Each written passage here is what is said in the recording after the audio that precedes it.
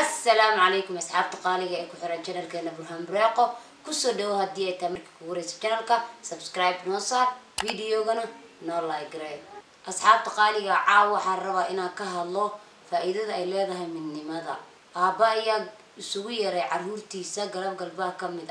وحونا ويديي ما قرانيسان فإذا أي ليدها من نماذا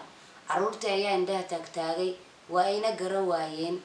kadib aabi ayaa wuxuu soo qaatay ulo isku xiran wuxuuna u dhiibay caruurtiisii mid wuxuuna ku yiri ma jabi kartaan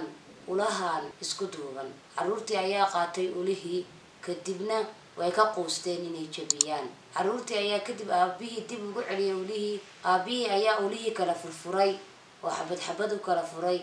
markaas uu hadana u dhiibay caruurtiisii mid wuxuuna ku yiri haye hadda bal isku daya inaad jabi kartaan caruurtii ayaa si dhaqso leh ulihii u jabiyay kuna yiri aabe waa jabinay ulihii aabihii ayaa yiri ma aragteen midnimada faa'iidada ay leedahay waatan ulihii markii hore ay isku duubnaayeen waa jabi weyseen balse hadda markaa kala furfuray waa jabiseen si dhaqso leh marka haddii aad isku duubnaataan sidii ulihii hore taa u jabi weysay ayaa la idin jabi weyn doonaa laakiin haddii aad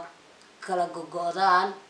sida ulihii dambe oo dhaqsiyalaheeda u jabiseen ayaa la idin kala jabin doonaa yacni la idin kala furfuri doonaa midnimadu waa muhiim waana awood buuxda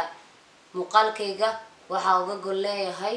Soomaalida meel kasto adduunka ay ku nooshihiin inta gudaha joogta iyo inta dibadda joogta inaan noqono dad isku duuban oo la iska dhaafo qabyaaladda iyo goboleysiga asxaabta qaaliga caawintaan ku eegaya muuqaalkayga asxaabta hore noola joogta aad u mahadsantihiin muuqaalka noo like gareeya asxaabta cusubna waxaa leenahay soo dhawaada channelka subscribe saara muuqaalkana noo like gareeya